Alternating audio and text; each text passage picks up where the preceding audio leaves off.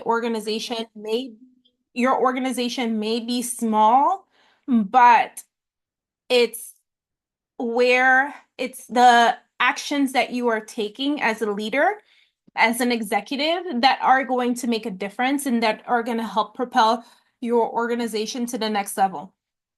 Now, a few things I really wanted to share today that I think a lot of people are missing the point. And I saw a few posts about it today on LinkedIn. Um, it's the recognition. Like some people don't take that seriously in the first few years, because in the first few years that your organization is um, doing its thing, you focus mostly on getting funding, capital, grants, and stuff like that. But there's also an aspect that smaller nonprofits skip and don't realize have a big it affects a big effect on how they are perceived and how they're able to secure anything in terms of funding. And that has to do with outreach and recognition and the partnerships. Like a lot of times, there's not enough conversation around these things because when I know I did a video 2 days ago, I went live 2 days ago talking about what it means to be grant ready. But you may have these documents in place, but if you are not doing the things I'm going to talk about here today concurrently, it's going to cause a problem for you and it's going to make it difficult for you to even get to the next level that your nonprofit needs to be in. And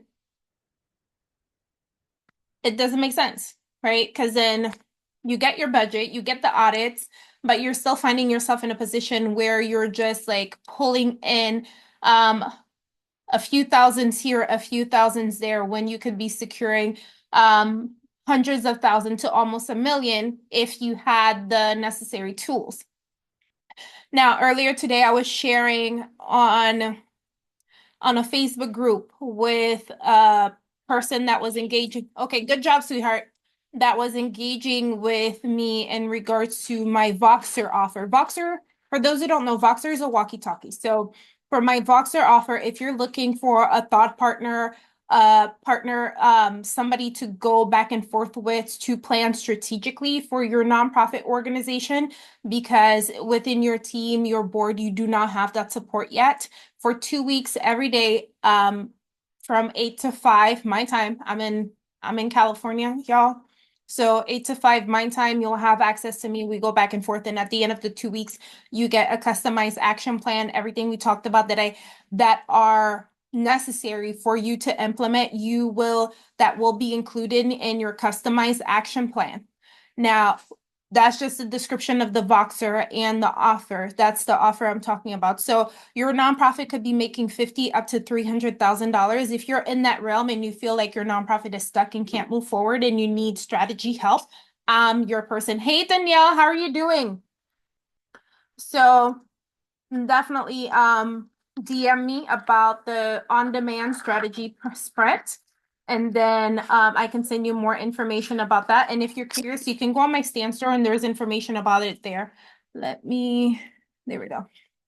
All right, so back to the topic at hand. So I'm saying that for your nonprofit, as you are going through the process and you're trying to position yourself to become financially stable, there are a few things like like the example I was giving somebody on that Facebook group was an organization that it is, Danielle, it's really a great offer. 2 weeks, me on the phone, just going back and forth and shooting it and just strategizing and making sure that you have the information you need. So it's really a great offer. And it's either that or the fundraising strategy session, but that one's my favorite because I love Voxer. I love the back and forth conversation to be able to strategize. So it really is a great offer. Now with the nonprofit, so there's a nonprofit I was working with that I co-founded from 2016 to 2021. this nonprofit, like really, there wasn't a lot of money, revenue coming in that nonprofit, where it was the founders, the family members and friends donating a few $100s here and there. So, but one thing that happened, and one thing as with the tools that we had, we ensured that we were working on collaborations and partnerships with people that we currently worked with. Because the reason for that is further down the line, the network you build and the collaborations you have will open doors for you. So while you are in a position where your nonprofit is not able to do as much, you should be building as much as you can. You should be thinking about the partnerships that you need to create. If you serve the community, if you serve veterans, see which community centers, see which areas or settings that you can tap into and talk to and ensure that these folks are aware of what you're doing or what you want to do. So if you ever approach them and ask them to host a fundraiser for you, they will do that.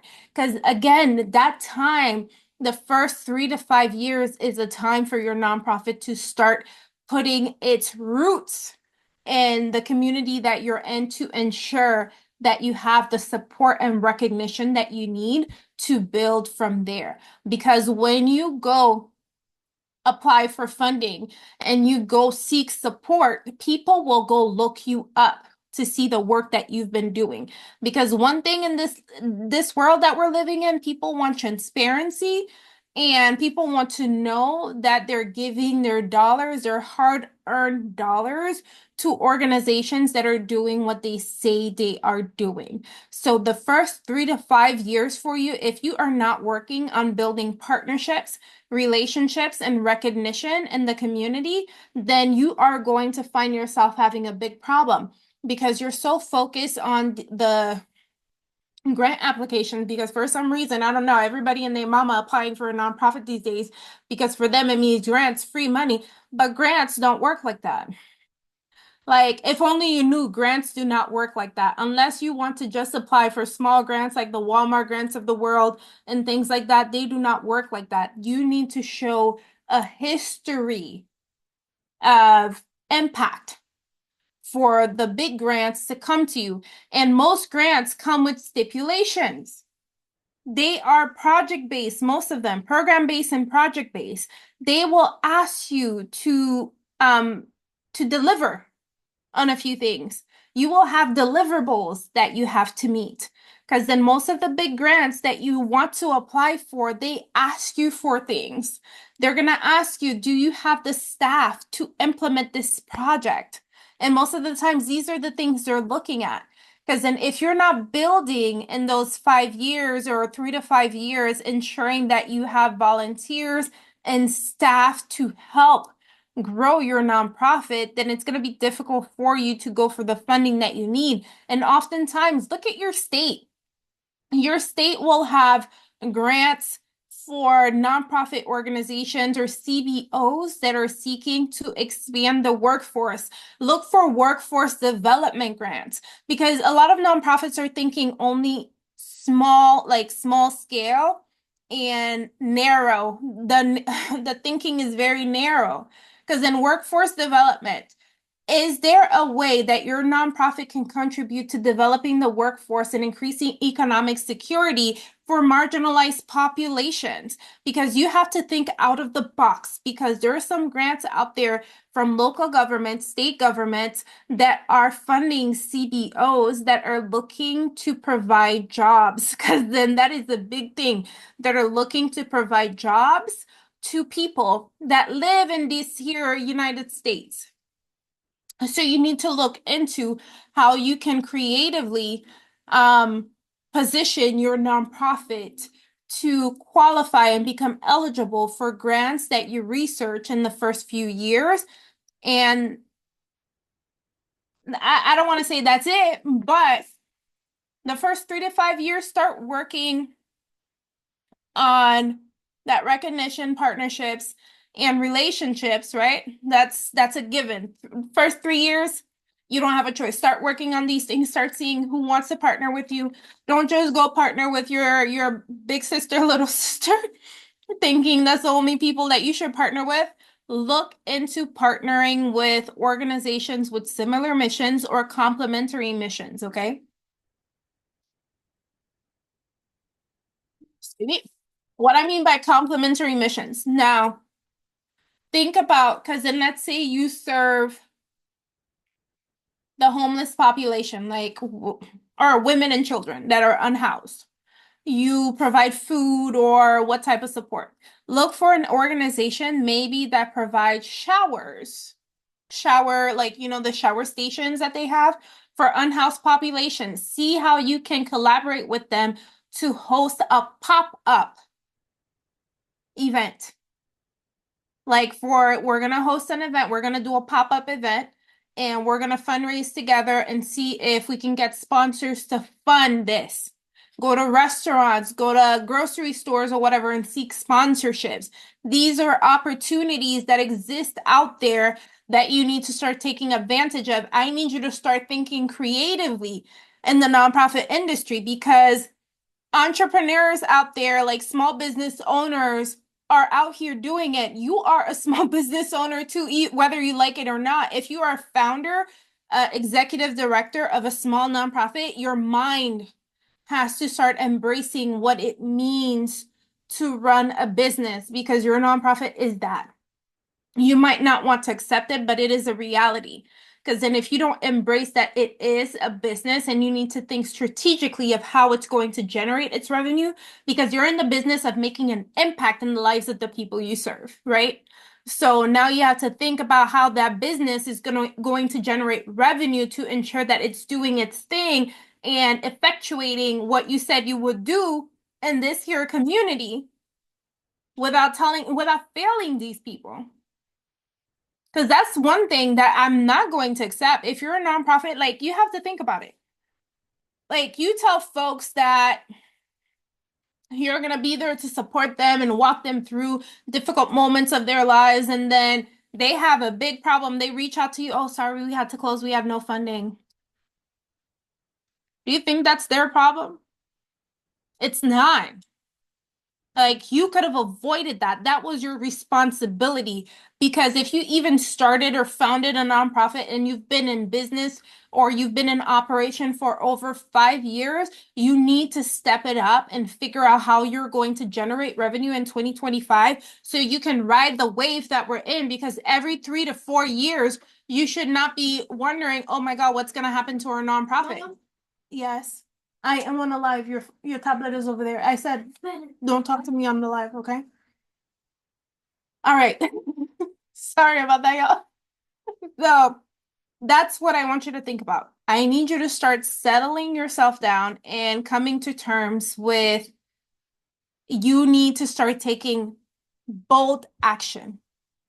You need to start becoming intentional with what you're doing and start thinking long term and not focusing on the short term.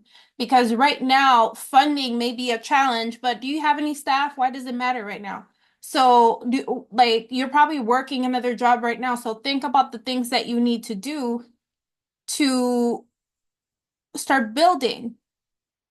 Because the other thing I'm noticing every time someone tells you what you need to do, we don't have the money for that. Raise the money. Money is a tool. Raise the money.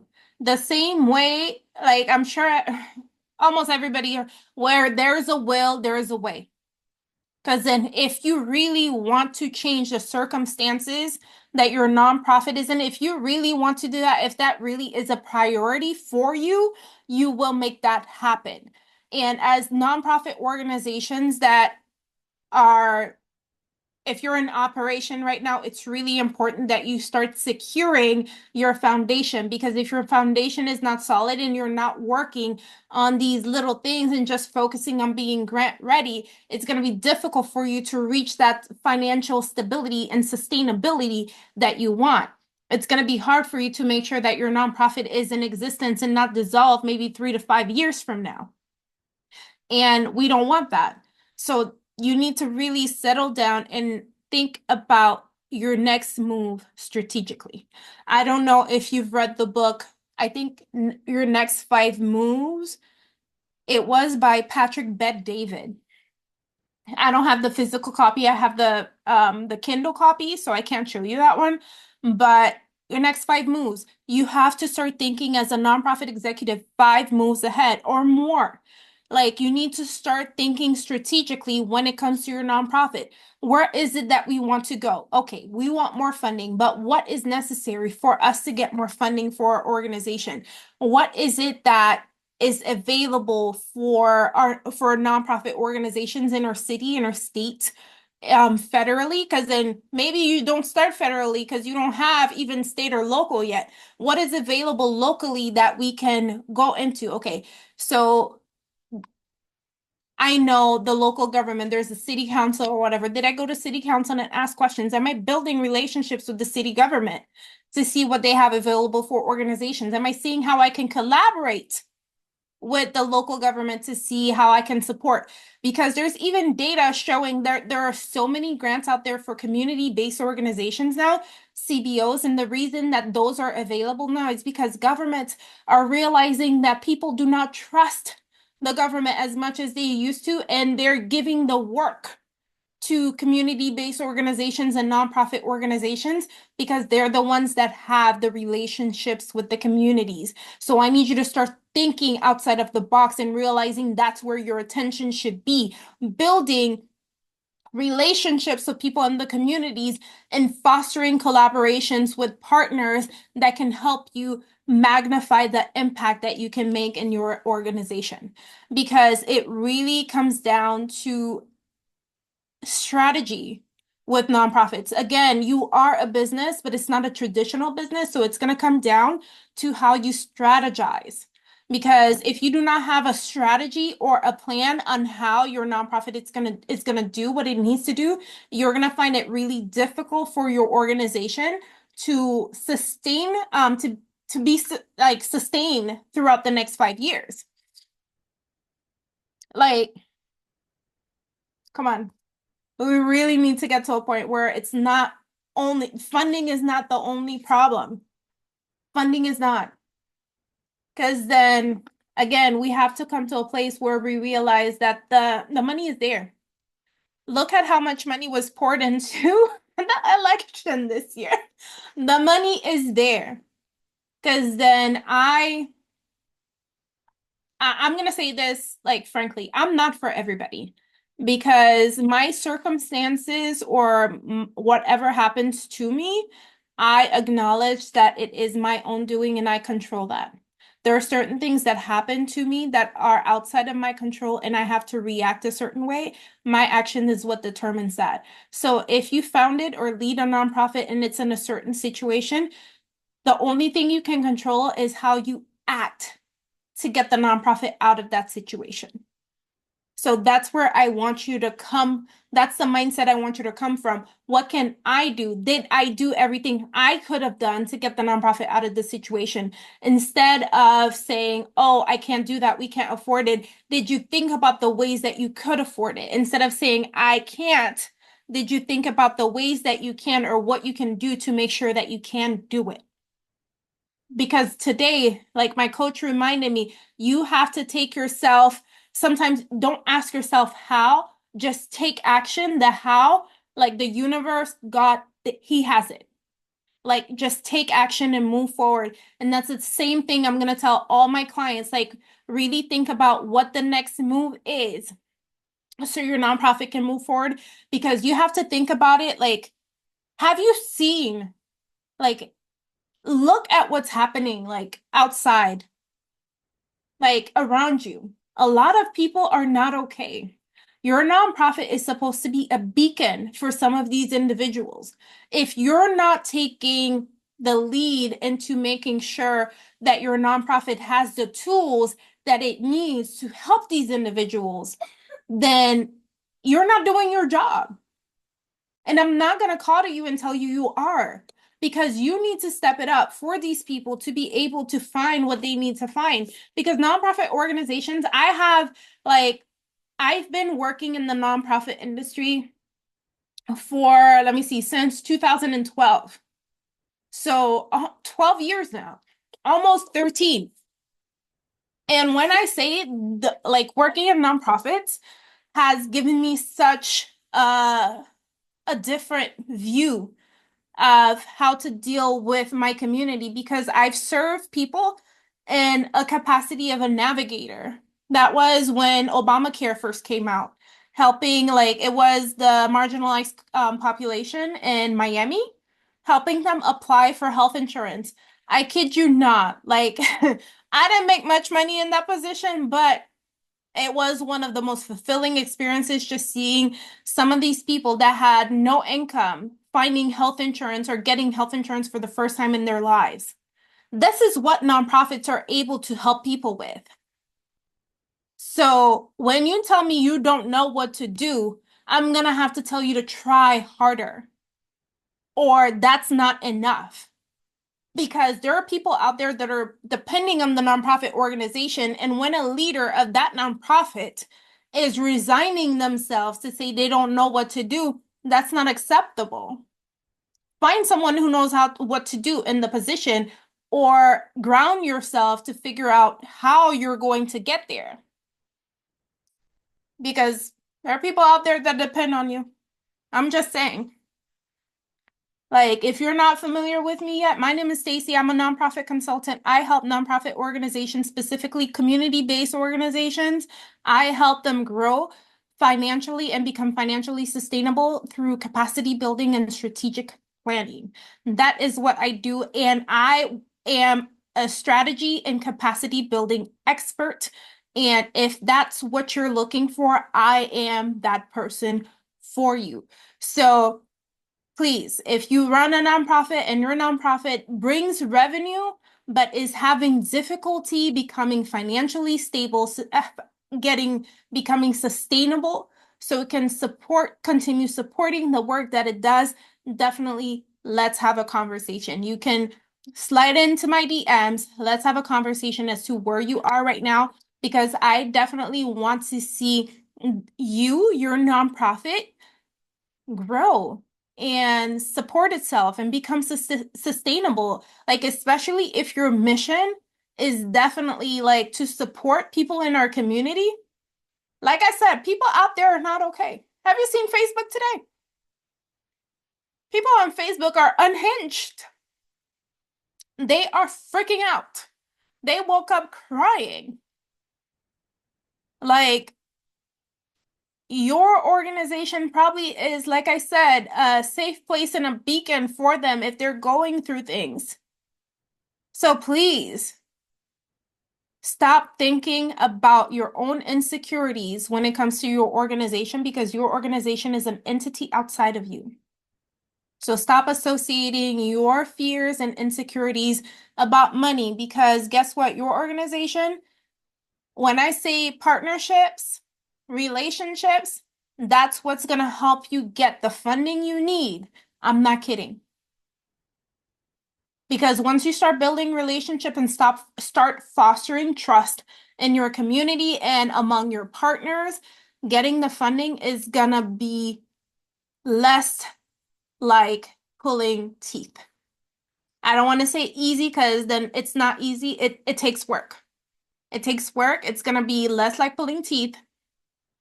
And you're gonna be in a position where you're gonna be able to provide metrics and data that supports what you're asking for. Because then, remember the example, if you're working with the unhoused, feeding the unhoused, partner with an organization that's offering mobile showers. That's a great partnership. Do some research in your community. Stop thinking you should be playing in this sandbox by yourself.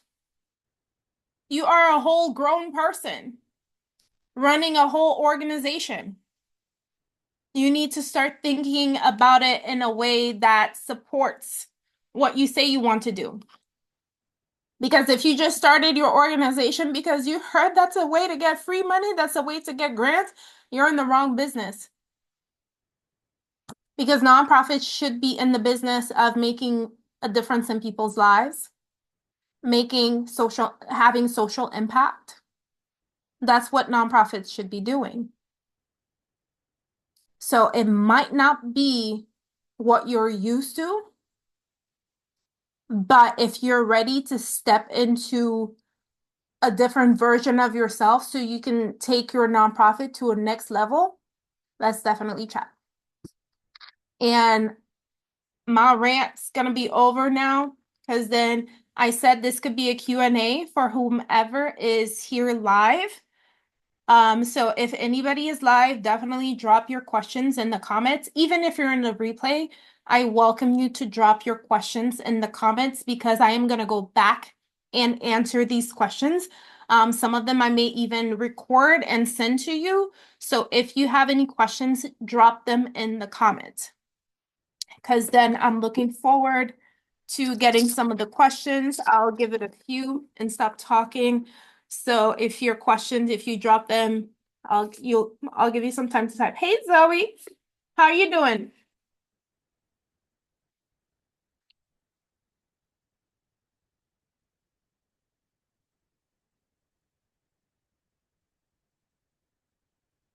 All right, so it is a Q&A session right now. So whomever is joining, if you have a nonprofit right now, whatever situation you're in and need some guidance, drop it in the chat and I'll answer live.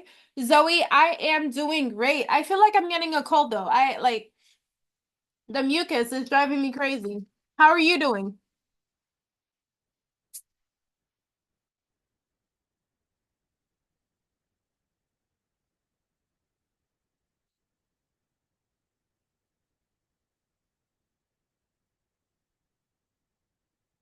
All right. So I'm gonna assume like whoever's here has no questions, particularly about what I spoke about. So I'm gonna go ahead and recap. So if you have a nonprofit organization and you've been in operation for less than 5 years and you do not have, you're having difficulty securing funding that's over like 50,000 or anything like that, I implore you. Start working on building trust with your community. Start engaging with community members because you'll meet community members that don't even know you exist. Start an outreach plan. Make sure that you are in their faces, collecting their emails. Because if you're not out there talking to people, how are you going to do that? Zoe said, get some spice and elderberry. Believe it or not, my elderberry finished last week, so I need to get another one from Sprouts, but yeah. And what do you mean spice? Spice and elderberry? Yeah, so definitely work on building trust with your community members because that will make a difference. Because then your community members, your local government, start going to their offices and start seeing what programs they have for your particular audience, people you serve, and see how you can support them. If there are ways your organization can support, this is what you can do because start at least opening that door and having that conversation. They might not have a contract for you right now, but tell them to keep you top of mind. Like if you don't start these conversations, how are you ever going to secure these sponsorships or contracts? Because grants are not the only way that you can get revenue into your nonprofit. How are you going to secure these contracts if you're not talking to folks? these these partnerships that I'm talking about. So not only the community engagement, community recognition, collaborations with strategic partners, be strategic about it. Who is it that you can talk to today? Which organization, which small business can you collaborate with to ensure that you are positioning your nonprofit organization in the best way possible? Because it's not like that nonprofits get from 0 to 1 million or 0 to 500K. There's methodical and strategic effort that goes into that. So you really need to start thinking about where your nonprofit is now, where you want to go, what you need to do. And if you're interested in the 2 week on-demand strategy sprint that is Voxer support, you will be talking to me 2 weeks straight. You will have access to me on Voxer. Stacy, this is what we're doing, and we go back and forth. I'm available from 8 to 5 Pacific time, where we can converse. And then at the end of the 2 weeks, I send you a customized action plan based on what we talked about. But that's something you have to put your foot forward and take action on that. As in, especially if you are doing something you've never done before and you need a thought partner and someone that can help you move in a way that is more strategic. And when it comes to your nonprofit organization, you should definitely look into signing up for the On-Demand Strategy Sprint. But with that said, I am I am going to leave that here. If any questions come up for anyone, definitely drop them in the comments. I will come back to answer them. And I look forward to hearing from every one of you. And I hope you have an amazing rest of your day. Today has been emotional for a lot of people, but I'm saying keep yourself grounded. And when 45 came in office the first time, we felt the same way. Like 47 coming in, same person. We're gonna be okay. We just have to figure out how to plan for the next 3 to 4 years for your nonprofit and get it sustainable so it can move in peace. So, anyway, y'all, let me know if you have any questions. I'm gonna go now. Bye.